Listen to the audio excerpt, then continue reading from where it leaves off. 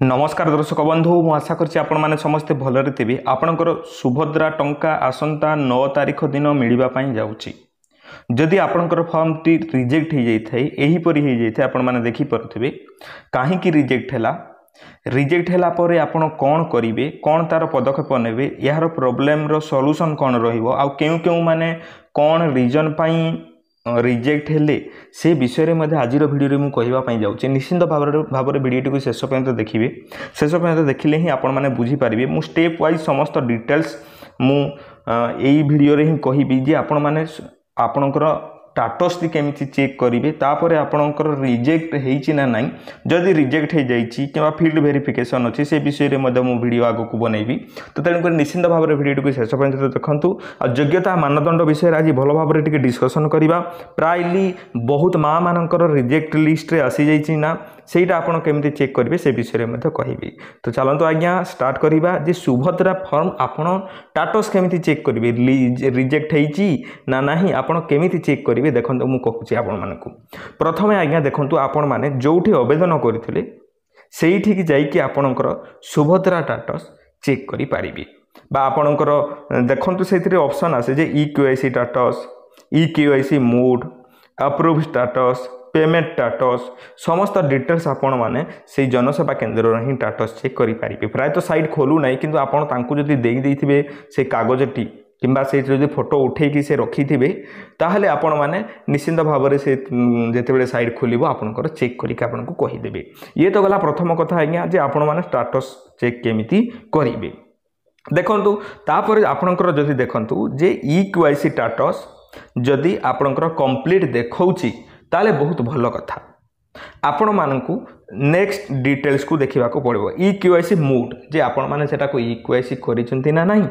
आपण ओटीपी माध्यम रे किंबा फिंगरप्रिंट माध्यम रे जदि करिसंती ना नहीं सेटा को निश्चिंत भाव में आपन को करैबा को पड़िबो। जदि आपनकर ईकेवाईसी स्टेटस टी कंप्लीट देखौछि जदि सेटा जदि किछि शो करू नहीं ताहले आपन को आउ थरे ईकेवाईसी करैबा को पड़िबो। तो देखंतु आज्ञा देखंतु केमिति आपन को पैसा आसीबो 9 तारिख रे काहा को पैसा आसीबो सेटा प्रथमे मु कहू दिउछि तापर आगो को बढ़िबा।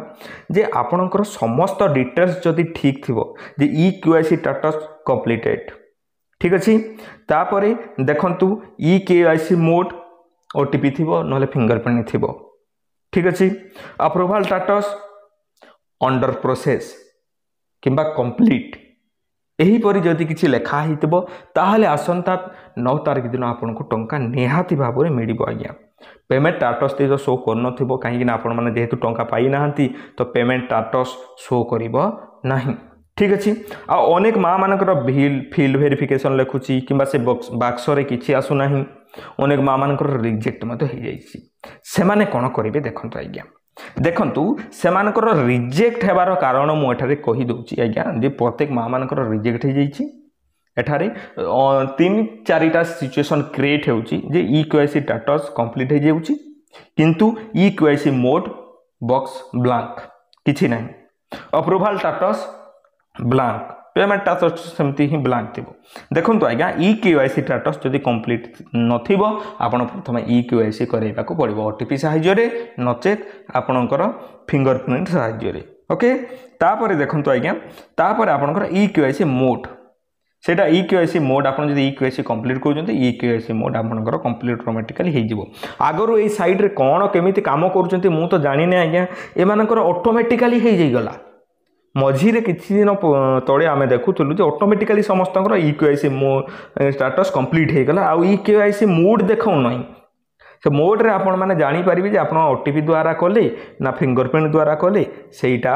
जना पड़े किंतु सेठी भी कंप्लीट देखाउ देउथला। अप्रूवल स्टेटस देखंतु फील्ड वेरिफिकेशन काहे कि थिबो मु एठारे आपण मानकु ता विषय रे भी मु कहूची। आपनकर जदि फील्ड वेरिफिकेशन लेखुची ताले कोन प्रॉब्लम हेइथबो देखंतु आज्ञा। प्रथम कारण हला आज्ञा एलिजिबिलिटी क्राइटेरिया विषय में आज भल भाव टिके विस्तारित भाव में मुझे कहवाई चाहिए जे आपण पाखरे जदि आज्ञा 4 चकिया जान अच्छी सेटा कार हो टाटा मैजिक हो किंबा ट्रक हो ट्रैक्टर हो जदि आपण पाखरे एमितिक भी किसी थाए 4 चकिया जान थाए ताहले आपण माने এই যোজনার বঞ্চিত হবে রিজেক্ট লিস্টରେ ହେବେ। ଆଉ ଗୋଟେ କଥା କହିବି ଆଜ୍ଞା, ଯେତେ ମା ମାନେ ବି ଥିଲେ ଅଙ୍ଗନବାଡ଼ିର କର୍ମଚାରୀ ବା ଅଙ୍ଗନବାଡ଼ିରେ କାମ କରୁଥିବା କର୍ମଚାରୀ ମାନେ ତାଙ୍କର 80% ମା ମାନଙ୍କର ରିଜେକ୍ଟ ହେଇଯାଇଛି। ଠିକ୍ ଅଛି, ଇଏ ତ ଥିଲା ଆପଣ ଦେଖନ୍ତୁ, ଆପଣ ସରକାର ତାଙ୍କର ପାର୍ସିଆଲିଟି ଆଗରୁ ହିଁ କରିଦେଇଛନ୍ତି ଯେ ନରେନ୍ଦ୍ର ବାବୁଙ୍କର ଜନ୍ମଦିନ ଥିଲା ବୋଲି ସମସ୍ତଙ୍କୁ ଟଙ୍କା ବାଣ୍ଟି ଦେଲେ, ଯୋଗ୍ୟ ଅଯୋଗ୍ୟ କିଛି ବି ଦେଖିଲେନି, ମନ ଇଚ୍ଛା ଯାହା ପାରିଲେ ତାହା ବାଣ୍ଟିଦେଲେ, ଯାହା କମ୍ପ୍ଲିଟ୍ ହେଇଥିଲା ସମସ୍ତଙ୍କୁ ବାଣ୍ଟିଦେଲେ। କିନ୍ତୁ ଏବେ ଯେଉଁ ଫିଲ୍ଡ ଭେରିଫିକେସନ୍, OTP ଭେରିଫିକେସନ୍, ତାପରେ EKYC ଷ୍ଟାଟସ୍, ଏତେ ଦେଖନ୍ତୁ ଆଗରୁ ଯେଉଁମାନେ ମା ମାନେ ପାଇଗଲେ ତାଙ୍କର ତ ଖୁସି କଥା, କିନ୍ତୁ ଯେଉଁ ମା ମାନେ ଆଜି ସଫର କରୁଛନ୍ତି, ଯେଉଁ ମା ମାନେ ଆଜି ଟଙ୍କା ପାଇନାହାନ୍ତି, ତାଙ୍କ ପାଇଁ ଏହା ଅନ୍ୟାୟ ଗୋଟେ। ଯଦି ମୋ ଥ୍ରୋରୁ ମୁଁ କହିବି ନିହାତି ଭାବରେ ଠିକ୍ ଅଛି। ଦେଖନ୍ତୁ ଏଲିଜିବିଲିଟି କ୍ରାଇଟେରିଆ ଯଦି ମୁଁ ସେକେଣ୍ଡ କଥା କହିବି, ଆପଣମାନେ ସରକାରଙ୍କ ଠାରୁ କିମ୍ବା ଆପଣଙ୍କ ପରିବାରରେ କିମ୍ବା ଆପଣ କାଳିଆ ଟଙ୍କା ପାଉଥିଲେ ଆଗରୁ, କିମ୍ବା ଏଠାରେ ଦେଖିପାରୁଥିବେ ସିଧାସଳଖ ଭାବରେ ଲେଖାଯାଇଛି ଯେ 1500 ଟଙ୍କା କିମ୍ବା ତାଠାରୁ ଅଧିକ କିମ୍ବା ମୋଟ 18,000 ଟଙ୍କା ବର୍ଷକ ଭିତରେ ସରକାରଙ୍କ ଠାରୁ ଯଦି ଆପଣଙ୍କ ଖାତାକୁ ଆସୁଛି, ତାହେଲେ ଆପଣମାନେ ଏହି ଯୋଜନାରୁ ବଞ୍ଚିତ ହେବେ। ଯେମିତି ପେନସନ୍ ହେଉ କିମ୍ବା ଛାତ୍ରବୃତ୍ତି ହେଉ, ସ୍କଲାରସିପ୍ ହେଉ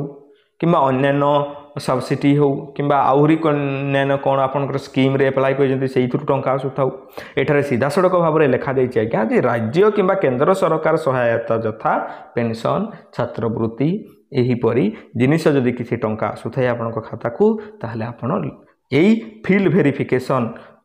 ପ୍ରୋସେସ୍ରେ ଆପଣଙ୍କୁ କାଟିଦେବେ। ଠିକ୍ ଅଛି, ଜଣେ ମହିଳା ନିଜେ କିମ୍ବା ତାଙ୍କ ନିଜର ପରିବାରର ସଦସ୍ୟ ଯଦି ବର୍ତ୍ତମାନ କିମ୍ବା ପୂର୍ବତନ ସଂସଦ କିମ୍ବା ବିଧାନସଭା ସଦସ୍ୟ ହୋଇଥିବେ, ଯଦି MLA ଥିବେ, MP ଥିବେ, ତାହେଲେ ଆପଣଙ୍କୁ ମିଳିବ ନାହିଁ। କିମ୍ବା ଆପଣ ଆୟକର ଦେଉଥିବା, ଆୟକର କେତେବେଳେ ଆପଣଙ୍କୁ ଦେବାକୁ ପଡ଼ିବ? ଆପଣ ବର୍ଷକ ଭିତରେ 2.5 ଲକ୍ଷରୁ 3 ଲକ୍ଷ ବା 2.5 ଲକ୍ଷରୁ ଅଧିକ ଯଦି ଆପଣ ରୋଜଗାର କରୁଛନ୍ତି, ତାହେଲେ ଆପଣଙ୍କୁ ବାର୍ଷିକ ଆୟ ଦେବାକୁ ପଡ଼ିବ। ସେଇଟା ଯଦି ଆପଣମାନେ ଦେଉଛନ୍ତି, ତାହେଲେ ଆପଣମାନେ ଏ ଯୋଜନାରୁ ବଞ୍ଚିତ ହେବେ। ଯେକୌଣସି ସହରାଞ୍ଚଳ ସ୍ୱାୟତ୍ତ ଶାସନ ସଂସ୍ଥା, ଅର୍ବାନ୍ ଲୋକାଲ୍ ବଡି କିମ୍ବା ପଞ୍ଚାୟତି ରାଜ ଅନୁଷ୍ଠାନରେ ନିର୍ବାଚିତ ଜନପ୍ରତିନିଧି ହୋଇଥିବେ କେବଳ ୱାର୍ଡ ମେମ୍ବର, ସ୍ଥାନୀୟ ପରିଷଦ ସଦସ୍ୟ ବ୍ୟତୀତ। ୱାର୍ଡ ମେମ୍ବର ପାଇବେ, ଏଠାରେ ଆପଣ ମନେ ରଖନ୍ତୁ ୱାର୍ଡ ମେମ୍ବର ପାଇବେ, କିନ୍ତୁ ସମିତି ସଭ୍ୟ ହେଲା, ଜିଲ୍ଲା ପରିଷଦ ହେଲା କିମ୍ବା ଆପଣ ସରପଞ୍ଚ ହେଇଛନ୍ତି, ତାହେଲେ ମଧ୍ୟ ଆପଣଙ୍କୁ ଟଙ୍କା ମିଳିବ ନାହିଁ। ଠିକ୍ ଅଛି, ଭାରତ ସରକାର କିମ୍ବା ରାଜ୍ୟ ସରକାରଙ୍କ ଅଧୀନରେ ଥିବା ଯେକୌଣସି ଅଣ୍ଡରଟେକିଂ, ତାପରେ ସ୍ଥାନୀୟ ସଂସ୍ଥା ସଂଗଠନ ନିୟମିତ ସ୍ଥାୟୀ ଚୁକ୍ତିଭିତ୍ତିକ କର୍ମଚାରୀ ଭାବରେ ନିଯୁକ୍ତ କିମ୍ବା ଅବସର ପରେ ପେନସନ୍ ଗ୍ରହଣ କରୁଥିବେ, ଯଦି ଏହି ଯୋଜନାର ଅନ୍ୟ ସମସ୍ତ ମାନଦଣ୍ଡ ପୂରଣ କରୁଥିଲେ, ତେବେ ପାରିଶ୍ରମିକ ଗ୍ରହଣ କରୁଥିବା ସମସ୍ତ କର୍ମଚାରୀ ଏବଂ ଆଉଟସୋର୍ସିଂ ଏଜେନ୍ସି ମାଧ୍ୟମରେ ନିୟୋଜିତ ସମସ୍ତ କର୍ମଚାରୀ ଏହି ଯୋଜନା ଅଧୀନରେ ଯୋଗ୍ୟ ବିବେଚିତ ହେବେ। ଯେ ଦେଖନ୍ତୁ ଆଜ୍ଞା, ଯେ ଆପଣମାନେ ଯଦି କୌଣସି ସରକାରୀ କ୍ଷେତ୍ରରେ ଆପଣମାନେ କାମ କରୁଛନ୍ତି, ତାହା ଟେମ୍ପୋରାରୀ ହେଉ କିମ୍ବା ପରମାନେଣ୍ଟ ହେଉ କିମ୍ବା କୌଣସି ସଂସ୍ଥା ହେଉ କିମ୍ବା ତାହା ସରକାରଙ୍କ ସହିତ ଲିଙ୍କ ଥିବ ଯେଉଁ ଜିନିଷଟି, ସେଇଥିରେ ବି ଯଦି ଆପଣମାନେ କାମ କରୁଛନ୍ତି କିମ୍ବା କୌଣସି ଏଜେନ୍ସିରେ କାମ କରୁଛନ୍ତି, ତାହେଲେ ମଧ୍ୟ ଆପଣଙ୍କୁ କାଟି ଦିଆଯାଇପାରେ। ଯେକୌଣସି ସରକାରୀ ବିଭାଗ, ଅଣ୍ଡରଟେକିଂ ବୋର୍ଡ଼, ଭାରତ ସରକାର କିମ୍ବା ରାଜ୍ୟ ସରକାର ମନୋନୀତ ପ୍ରତିନିଧି ହୋଇଥିବେ। କିଛି ବି ଯଦି ସରକାରଙ୍କର ସ୍କିମ୍ ଥିବ କିମ୍ବା କୌଣସି କିଛି ଏଜେନ୍ସି ବାହାର କରିଥିବେ, ସେଇଠି ବି ଯଦି ଆପଣମାନେ କାମ କରୁଛନ୍ତି, ଆପଣଙ୍କ ବ୍ୟାଙ୍କ ଖାତାକୁ ଟଙ୍କା ଆସୁଛି, ତାହେଲେ ମଧ୍ୟ ଆପଣଙ୍କୁ କାଟି ଦିଆଯିବ। ଯେପରି କହିଲି ମୁଁ, ଟ୍ରାକ୍ଟର, ମିନି ଟ୍ରକ୍, ଛୋଟ ବାଣିଜ୍ୟିକ ଯାନ ଏବଂ ଅନ୍ୟ ସାମାନ ହାଲୁକା ସାମାନ୍ୟ ଯାନ ବ୍ୟତୀତ 4 ଚକିଆ ମୋଟର ଯାନର ମାଲିକ ଯଦି ଆପଣ ହେଇଥିବେ, ଏଠାରେ ଦେଖିପାରୁଥିବେ ଆଜ୍ଞା ଯେ ଆପଣଙ୍କ ପାଖରେ ଯଦି ଛୋଟିଆ ଟ୍ରାକ୍ଟରଟିଏ ଅଛି କିମ୍ବା ଆପଣଙ୍କ ପାଖରେ କାରଟିଏ ଅଛି କିମ୍ବା ଆପଣଙ୍କ ନାଁରେ ଟାଟା ମ୍ୟାଜିକଟିଏ ଅଛି, ତାହେଲେ ଆପଣମାନଙ୍କୁ ମଧ୍ୟ ଏ ଯୋଜନାର ଲାଭ ମିଳିବ ନାହିଁ। ଆବେଦନକାରୀଙ୍କ ପରିବାରର ଜଳସେଚିତ ଜମି ପରିମାଣ 5 ଏକରରୁ ଅଧିକ ଓ ଅଣ ଜଳସେଚିତ ଜମିର ପରିମାଣ 10 ଏକରରୁ ଅଧିକ ହୋଇଥିବ, ତାହେଲେ ମଧ୍ୟ ଆପଣଙ୍କୁ ମିଳିବ ନାହିଁ। ଯେ ଦେଖନ୍ତୁ ଆଜ୍ଞା, ଯେ ଆପଣଙ୍କ ପାଖରେ ଯଦି 5 ଏକର ପାଣି ଲାଗୁଥିବା ଜମି ଥିବ, କେନାଲ ପାଣି ହେଲା କିମ୍ବା ସରକାର ଯେଉଁ ଗୋଟେ ସ୍କିମ୍ କରିଥିବେ, ସଂସ୍ଥା କରିଥିବେ, ସେଇଠୁ ପାଣି ଆସିକି ଆପଣଙ୍କର ଯେପରି ଲିଫ୍ଟ ହେଲା, ଲିଫ୍ଟ ୱାଟର ହେଲା, ଲିଫ୍ଟ କରିକି ଯେଉଁ ୱାଟର ଉଠାଉଛନ୍ତି, ସେଇ ପାଣି ଯଦି ଆପଣଙ୍କ କିଆରରେ ମାଡ଼ୁଛି, ताहले मध्य आपको टंका मिलिबो ना केते एटा मन रखु जे 5 एकर अधिक थिबा कथा ठीक अछि जदि आपणकर जमी 10 एकर रु अधिक थिबो बा 10 एकर थिबो किबा 10 एकर रु अधिक थिबो पानी माडू न किबा न माडू ताहले मध्य आपण पाइबे नाही ठीक अछि एही योजना पई परिवार रो संज्ञा कहिले जातीय खाद्य सुरक्षा आईन आइदर राज्य खाद्य सुरक्षा योजना आइदर SFSS रे परिभाषित थिबा परिवार को बुझाई जे आपण माने जानि सारिथिबे जे केउ माने टंका पाइबे नाही देखंतु आज्ञा जे एई दशराटा केते लोकंकर खुशी तो केते लोकंकु दुखित निहाती भाबरे करिवो बहुत मां मानकर जेहेतु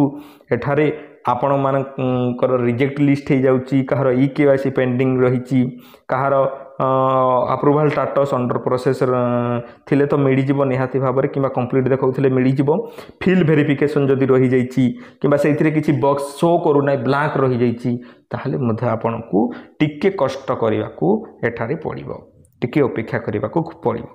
आपण निजस्व आड़ू कौन कौन करें देखो टंका पाइबापी आपण मैंने कौन करेंगे सरकार को द्वारा जहाँ होची करंतु किंतु आम निजस्व द्वारा आम कौन करें देखु आज्ञा आपण मैंने टिके डीबीटी लिंक टाकू निहाती भाव में आपण मैंने स्टेटस चेक करंतु जदि अन्य बैंक रे अच्छी जो बैंक टी आपण सुभद्रा फॉर्म रे देइचंती कि मेंशन करिचंती जे एई बैंक रे मोर टंका आसीबा कथा से बैंक टाकू आज्ञा टिके दया करी आपण मैंने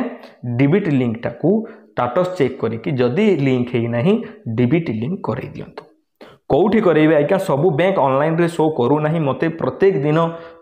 40 रु 50 मेसेज आसूची कमेंट आसूची जे आपण वीडियो बनैले ठीक अच्छी किंतु शो करू ना आज्ञा मु कौन करी अपडेट से माने करबा कथा किंतु एपर्यंत करि पारि नाहंती तो आपण निजर बैंक ब्रांच को टिके विजिट करंतु जानतु बैंक को जानतु जो बैंक अकाउंट आपण सुभद्रा फॉर्म रे देइथिले सेही बैंक को टिके जानतु जाई कि आपणकर डीबीटी लिंक टाको एक्टिव करांतु आ आधार कार्ड सहित बैंक पासबुक लिंक निहाती थिबा दरकार आउ गोटे कथा आधार कार्ड सहित मोबाइल नंबर भी लिंक थिबा दरकार नहले आपण तो अप्लाई करि पारि नथिबे आपण माने जानि ये थिला तार सॉल्यूशन आपण माने जदि एतिकी ध्यान रखिबे निहाती भाव में आपण को टंका मिली जिवो आज्ञा मु नेक्स्ट वीडियो नै कि आसीबी फील्ड वेरिफिकेशन जदि पेंडिंग अछि कि अंडर प्रोसेस रे अछि कौन कौन करि पारिबे आपण कौन तार रहिबो अनेक प्रश्न भाई माने मते मध्य करूछंती तार मध्य डिटेल्स मु नेक्स्ट वीडियो रे निहाती भाव में देबा पई चेष्टा करिवि मु आशा करछि आपण माने बुझि जाइथिबे बुझि गेले जदि बहुत भलो कथा पुଣି देखाबा एक सुंदर वीडियो रे आपण माने फटाफट वीडियो को सांग मान पाखक शेयर कर दियंतु काहे कि तांकर मध्य उपकार हबो आपण एका वीडियो देखिले हबो नाही पुଣି देखाबा एक सुंदर वीडियो रे से पर्यंत आपण माने मते विदाय दियंतु धन्यवाद आज्ञा।